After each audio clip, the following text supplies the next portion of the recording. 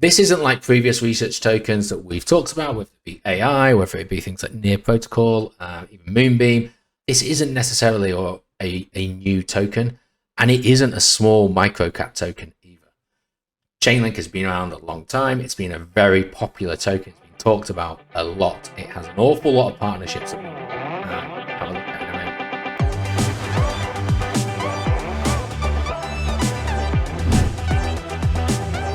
So in terms of how I'm going to take this research, I'm not going to be looking at the minutiae. I'm not going to be checking their LinkedIn to make sure that they've got a decent amount of staff that are on there that should be doing what they should be doing. I'm not going to be checking their socials to make sure that they've got followers and active communities. We know they do. This has been a behemoth. We know the team is very good. If they weren't very good, they wouldn't be able to secure the number of partnerships that they've got. But I will still focus on, what is its use case? What is its tokenomics? Where is it going? Whether or not it's a good, what the negative sides of it is, and where we're going to have a look at it. So I'm still covering, the main core pillars of what we do within the research token. It's just 99 to 100% of you will have heard of Chainlink, whether or not you know what it is. You would have heard of it because it's been such a big thing. So let's try and understand what it is that it actually does. Okay. So at its basic level, Chainlink tries to solve the age-old problem of crap information in equals crap information out, or crap results out. So if you're wanting high-quality results, you're going to need to ensure that the information that you're working off is of the highest possible quality. The data is of the highest possible quality. And that is what Chainlink effectively, well, it does multiple services, but its primary service is there to do. And it provides a wide range of decentralized applications with accurate real-time information from an off-chain source. I was going to say the external world, but that sounds a bit too out there. So from an off-chain source that can be provided reliably. So that information, once it's verified, can then be used accurately and reliably off-world, and in this case, in the form of smart contracts. Now, everyone talks about smart contracts as if they are, the thing that's going to revolutionize Web3. It's going to take over a load of people's jobs, and it goes on about it's going to revolutionize how we interact, how we determine value, and how we finalize agreements in the future. And it is, of course, that's what smart contracts attempts to achieve. But we've got to understand that for it to be able to do that, the information needs to be accurate. Now, this is where the first problem that Chainlink is looking to solve is, because the positive things behind decentralized blockchains, secure decentralized blockchains, is that by their very nature, they try and limit themselves from centralization so that they can remain that impartial information. Well, when we're now talking about the accuracy and the validity of data, there's a problem there, because if you just stick to the closed off, single entity, decentralized nature, whatever data they're providing, how do we guarantee the accuracy and the validity of it? I'm not saying that they are necessarily bad actors deliberately putting poor information out, although they could be. But in timely, ever-changing information, we need to make sure that that is being provided, particularly if we're going to rely on it for very important smart contracts, which, let's face it, are going to, hopefully, if this all goes well, add up to values in the billions, if not trillions. And if that information is inaccurate and unverifiable, then it questions the trust in the smart contract, which ultimately then makes it fall apart. Sorry, I need to scroll down just to make sure I'm going over the right things. So we need that data to be of the highest possible standard for it to sit within a smart contract. And so Chainlink has come up with an additional infrastructure to securely verify and validate any information. And it's going to use, it's going to use a thing called an oracle.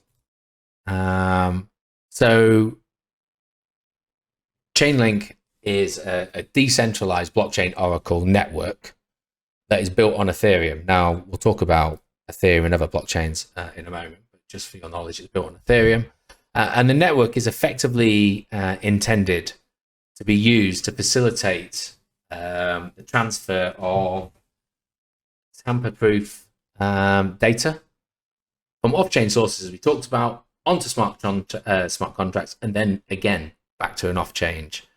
I feel like I'm repeating what I've just put here. Yep, so I did say this. It allows smart contracts to access external data in a secure and reliable manner. Should have just read it. Which is crucial for all of these blockchain applications, but also real-world, off-chain applications as well. Let's have a look. So some of the sectors that it's involved in, and we're going to talk about the amount of products that are out there. It's astronomical. But financial markets. So, understanding where financial markets are, confirming orders have taken place, whatever that may be. The cryptocurrency itself, how does CMC, CoinMarketCap, know the price of BTC? It needs that real-time information, validated and verified from multiple sources to be provided, but also order book information and everything else that goes with it. Looking more further away from that, weather information, temperature readings from multiple weather stations across the country, across the world, all being fed back and verified. We can look at other applications of it in terms of sporting results. And with the validation of sporting results, again, multiple sporting results happening in real time across multiple games, across multiple countries, that also then feeds into the betting industry, one of the biggest industries that we've got in sports books. People need to have the confidence that that information is correct, because particularly in betting, you can take payouts almost immediately as things are happening. So the sports books are not going to be wanting to pay out if the information is false. And anything, basically, the Internet of Things, sensor readings, or whatever, can all be used and we can validate across that. And if we have a look at, just realized I've left this chart on the whole time. Apologies there. This is what I should have had on the screen whilst we were chatting away there. At least got something a little bit more attractive to look at. But I'm going to move you straight on from this one and have a look at the ecosystem. And here we go. 1,713 projects with 2,045 integrations. So we're not talking about something small here. We talked about Near Protocol 2 weeks ago, which had 1,000 projects live on it. This has got almost double that. So this is a highly used, established project at the moment, Oracle network. So that's great. It's already got all of these projects, all this information, and if we have a look at, I could scroll down for 5 minutes because it lists all 2,000 odd of them. I'm not going to stop on any in particular on purpose. I'll just sort of pause it. You can see all of these are here. These are either crypto related or they are off-chain. It doesn't necessarily matter.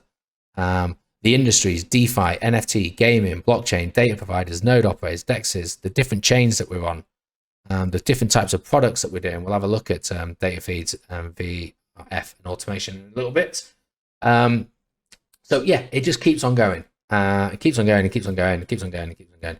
You kind of get the point of where it is. So a highly versatile product which is well established and used across multiple sectors, which is very positive.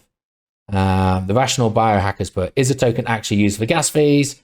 Don't buy Inu. Oh, what a name. Yeah, what a name.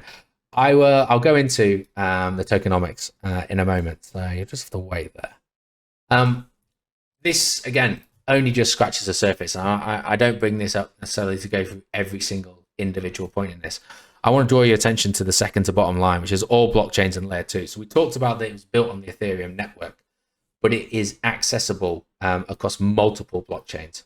And you look at some of the blockchains we're talking about here: Ethereum, Bitcoin, BNB, Polkadot, Arbitrum, Avalanche, Solana, Polygon, OKX, Phantom, Akala, Hyperledger, Kava, Harmony, Hedra, Hashgraph, Algorand, Moonbeam, Crypto.com, and then just this small caveat here, plus hundreds of other blockchains. So, you know, the software, the applications and the projects that's been used upon are all across Web3, all across the crypto space as we know it. And you know, smart contracts, you look at most projects out there, that's one of the taglines in there is always it's a smart contract. Well, anywhere that you see a smart contract, Chainlink or one of its competitors is integrating itself within that to provide the validity and the accuracy of the data. And you know, even this bottom line, you know, I look at it more from the Web 2 side of things. Web 3, okay, fine, but look at the Web 2. Yeah, some of the companies there that are also utilizing Chainlink. So this, you know, as I say, I slept on this. I didn't know anything about it till, you know, really a couple of days ago. I understood that it was for data management, and that was about as far as I really understood it. But the more I've looked into it, the more how established I've seen and what it actually does. Brilliant, you know, very positive to see. Okay, so let's just make sure. Well, we're going to talk about that in a moment, so we'll leave that on the screen. So I talked about the different services that it provides, and there's four key ones really. So that decentralized data feeds, that's kind of what I was bumbling through for the first 10 minutes. So that validation of data to feed into smart contracts. Then we got this one, and they call it verified random functions, so VRF. But effectively, it's providing verifiable sources of randomness, which again may not mean anything to you. But if there are any gamers out there, or those of you that like to gamble, particularly on things like slot machines, you'll probably have heard a term called RNG, which is random number generator. And effectively, what that does is just provide some. I had a better word in my head a couple of hours ago, and I can't think of it now. So the spontaneity, the unknown element into something. And if I can give you an example of that, and sorry if this isn't the best example, it just popped into my head. You take a game, a really simple, basic game, something like Donkey Kong, which effectively is you're a character at the bottom of the screen, and you've got to navigate upwards up ladders and bridges to get to the top of the screen to rescue someone. And your main obstruction the whole way are barrels that are coming down to take you out. Now, if those barrels just came at regular timed intervals, every time you played that game, after a while, you would get to understand exactly what the sequence was, and there'd be no challenge to it, and you'd complete it, assuming you had the dexterity to move the joystick or whatever. Where the RNG comes in for video games is providing that spontaneity, that difference. So the sequencing of the barrels, or the timing between the barrels, or the number, or the speed, or whatever, the variables that actually provide a different experience every single time you do it. It's exactly the same with slot machines. You're pressing just one button, but 3 to 5 reels are spinning, and they don't always land on the same ones. There's an RNG element in there. So it provides that. That's another one.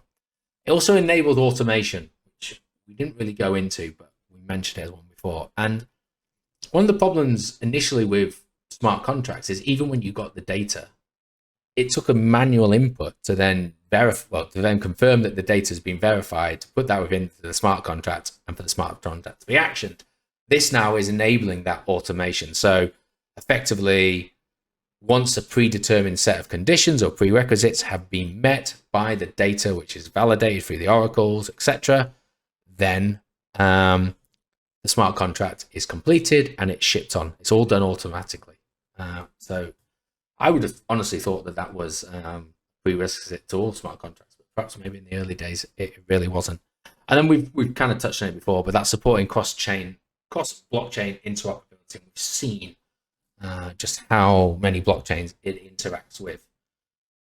So one final thing to really talk about what it is, and this is by no means an in-depth look into Chainlink. If you're really into how the noughts and ones work, then I recommend you go in and have a look in a bit more detail, whether that would just be through the website. Chainlink's got a good YouTube page. It does little 2-minute shorts of a lot of the different aspects, although I did find most of them repeated themselves. but maybe you'll get more out of it. But yeah, there's plenty of information out there as to how it actually works. So these oracles, I mean, these oracles are nothing particularly special. They're effectively just a piece of software that acts as an intermediary, translating and verifying that data that we talked about from off-chain to on-chain, back to off-chain, real-world, smart chain, real-world, however you want to look at it. But the key thing is that they don't act on their own. It's not just one oracle. Because if it was on one oracle, you've got exactly the same problem that you have if you didn't use the blockchain technology in the first place. It's too centralized. It's got that single point of failure. So instead, Chainlink uses a system of nodes, or Chainlink nodes as they're called, to retrieve the data from multiple sources. It then verifies the accuracy of that data across multiple sources, and then it delivers that to the requested smart contract. And again, it takes out that single point of failure. So the nodes themselves are incentivized to provide the accurate data through the token reward system. So getting into, I'm looking over the screen here, the rational biohackers question on that. One of the things is there's a reward system for validating, I was going to say validating the network, but validating the data through the oracle. And yeah, as I said, the decentralized nature of that ensures the single point of failure is effectively in inverted commas, erased. Okay, so we're now starting to talk about Link. So Link is the native token for Chainlink. It's LINK, for those of you that have never seen it before. And the question I always ask, and I've moaned about this several times, and we'll come back onto this, is why have a token? Why need a token? What purpose is a token actually provided? And my worry with 99.5% of all altcoins out there is that it's just a utility token to serve as network transaction fees or what have you. It doesn't really have any utility beyond that. And that does worry me. So I thought, well, I'll have a look. What does it do? So I had a look in the white paper, which I'm afraid to say the white paper is an incredibly dull read. It looks like a university paper with quotes and references and all that kind of stuff. It's not clean. It didn't even have a tokenomics section within it, or if it does, it's not particularly labeled. But going back to the token, it identified it as Link is the ERC20 token used to pay for services on the Chainlink Oracle network. It essentially powers the architecture of Chainlink itself, requesting contract holders to use Link to pay node operators for their work providing the data needed. So that's all it is. Its main utility is for transaction fees. So that's what it does. Comment on what we think of that a little bit later. Okay, so let's have a look at Chainlink data from CoinMarketCap. So I'm looking at my notes here, but things have moved a little bit. Just double check. So it's ranked 19 on CMC. I think CoinGecko it's around about 22, so relatively close to each other. Price at the moment is $6.72. As you can see, it was $6.80 last time I had a look at it. All-time high was achieved on May the 10th, 2021, and that was $52.70. So we're looking at around about an 87%, 87% drawdown from its all-time highs. Its current trading volume is just over $265 million every 24 hours. It's got a market cap, my data is definitely going to be changed, of just under 3.5 billion. A total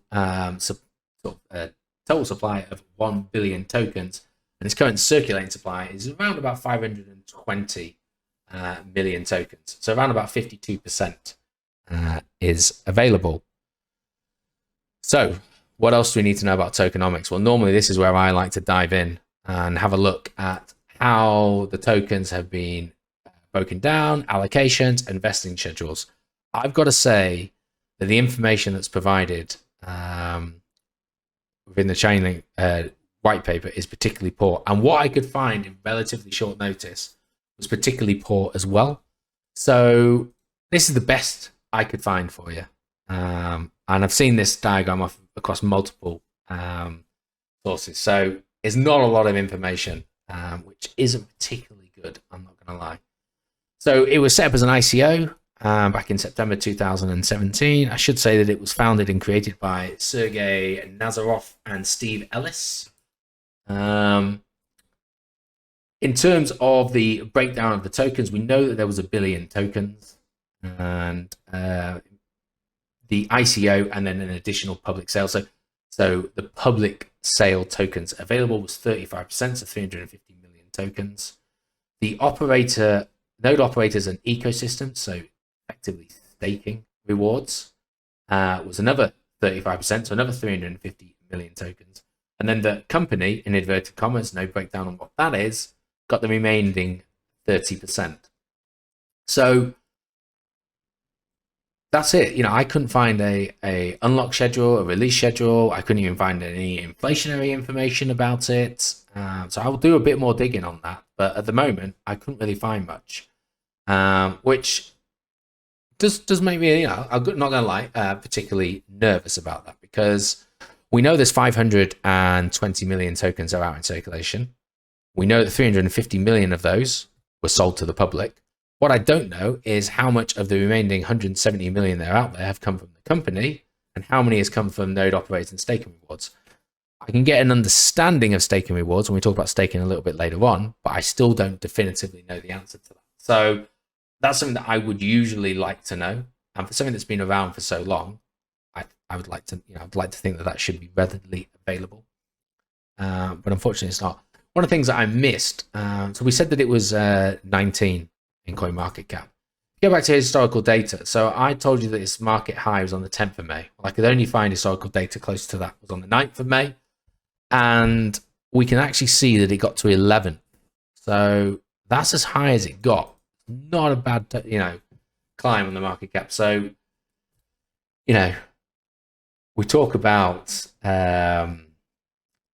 research token we mentioned at the beginning. This is a biggie. This is a big token that perhaps I should have known more about, but I didn't. But interestingly, you could argue that it actually made it into the top 10, because we can't really count Tether as a token. So you take that one out there. I'm going to say it was originally last fall in the top 10. What is interesting from this, and I'll go back to the other chart. If you have a look at this chart here, this is the price over time. It's linear, not logarithmic, so it does look pretty flat at stages. But it, unlike most other tokens, it made its peak in the April-May run of 2021. And actually in November, I wouldn't say it struggled, but it certainly didn't replicate the heights that we'd seen a lot of other tokens do. Now, it's fair to say that in 2020 and the beginning part of 2021, DeFi was very, very hot. And I'm sure that helped drive up the price. And you look at some of the other comparative DeFi tokens like Avalanche and a few others, they seem to emulate a similar kind of pattern, as not claiming further all-time highs in the November rally that we saw in BTC. So, I look at that from a price action point of view. This is a perfect kind of buying opportunity in terms of it's flatlined, it's near where its base has been. We've already talked about upside. We know it's a killer. There's definitely potential to get there. So I just want to quickly talk about staking. Sorry, no, I don't. There's one. Just go back to Tokenomics. There's one other thing that I could find. I'm gonna have to bring my notes over because I pasted it in. And that's this. I'll zoom in.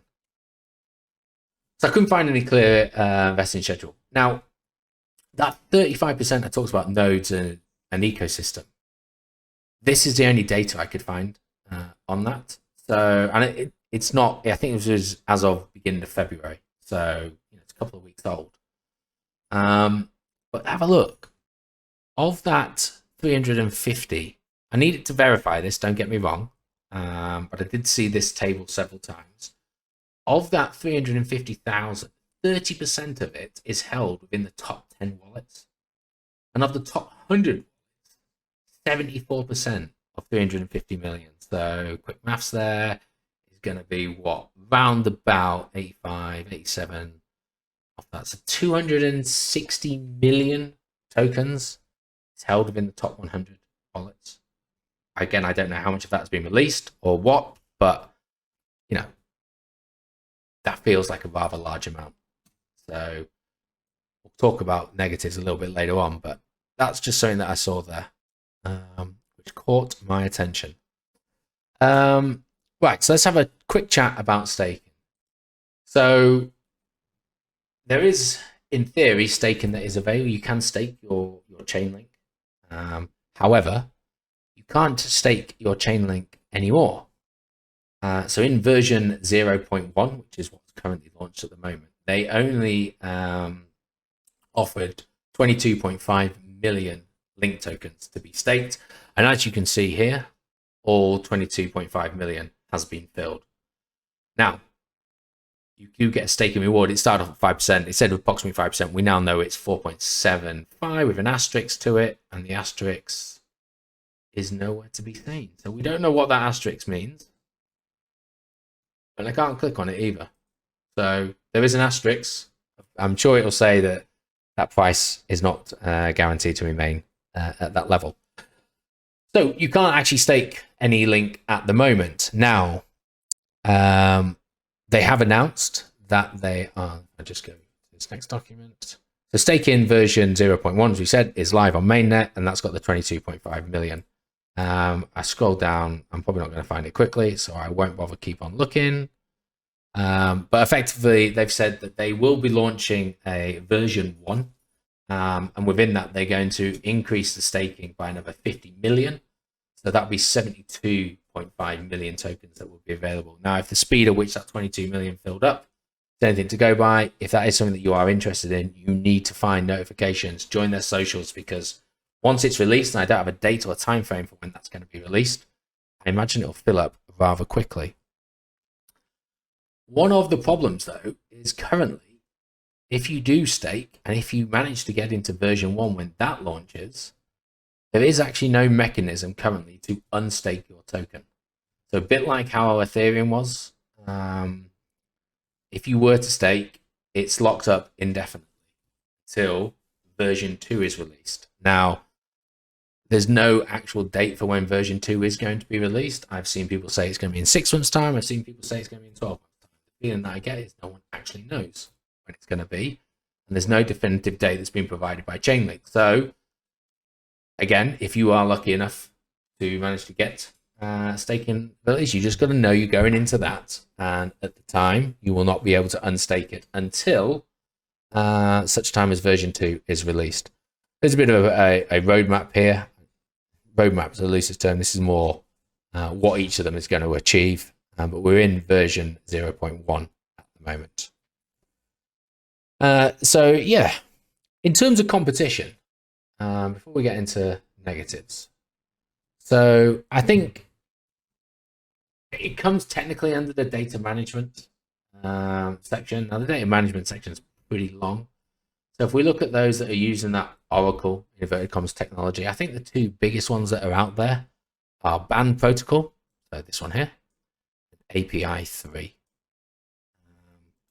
Now, they are competition to them, but to be fair to Chainlink, Chainlink is significantly bigger than both of those, both in terms of market cap, positioning, socials, whatever you want to look at, but also in terms of live projects and integrations. So, you know, those two need some work to do to catch up with them. Not saying that they can't, but at the moment, competition for Chainlink is behind it, not ahead of it. So I just want to have a look at potentially some issues that I personally feel there are, and then maybe we'll have a look at some price and where that could go. Just go back to here. And I think, for me, the first issue actually is looking... I've lost it. Which one is it? Here we go. But these numbers are actually pretty appealing, pretty attractive. You know, 1,713 projects and 245 integrations. You know, it's fairly fundamentally integrated across many sectors. And I'm sure there are thousands, if not tens of thousands more projects that it could integrate with. But with it being so widely integrated across so many different things, I question whether or not its potential for getting that significant percentage increase year on year is still there. It's done so well over these past few years. Can it still continue to do that year on year? I mean, is that then going to be reflected in the price of the token? Whereas you look at some of the competition, which is smaller, maybe they can start to eat into some of that market share and see that percentage growth more significantly. I do have to question the centralized nature of things. We had to look a little bit at the tokenomics there. The tokenomics certainly drew questions into 30% just allocated to the company, and then 35% just allocated to staking rewards and node validators, of which the wallets we saw 75% of that in the top 100 wallets. And we're not talking about small amount of wallets. There's 650,000 wallets supposedly being registered a month ago. So yeah, we do need to question something that is so heavily pushed towards the decentralized nature. There does seem to be a very significant centralized nature, certainly to the token itself. And let's face it, most of us are here and not for the technology behind it. We're rather interested in the token and how that can drive it. So depending on when that unlock is that going to cause some downfall to the price? And then I have to go to my age-old question of, does it really necessarily need a token? For me, it doesn't pass the test of needing a token. Yes, it's nice to have its own utility token. Everyone wants to do that, but could it have used another token? Could it have used a stable coin? If all it's doing is paying the transaction fees for working, I feel like things should do more than that for them to really justify it. But in the start reality is they ain't going to change their mind just because old Muggins here doesn't like it. So it is going to be there. So there's definitely an opportunity to exploit its popularity from that. But then the only other issue that I have at the moment is the lockup of the staking rewards. So we've got, sorry, my son's sound detector's going off. Just bear with me a second.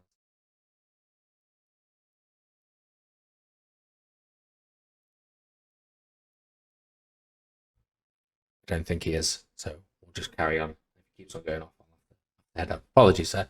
Because you can't unlock rewards at the moment, we don't know where the price is going to go. If we suddenly see a big bull run and then we get the unlock, are people going to look to take profit, and we're just going to get a huge amount of sell pressure immediately? So there's certainly an element of risk, and the fact that it is an unknown as to when that unlock is, it needs to be factored into a decision that you need to make. So there's sort of the four kind of negatives that I saw there.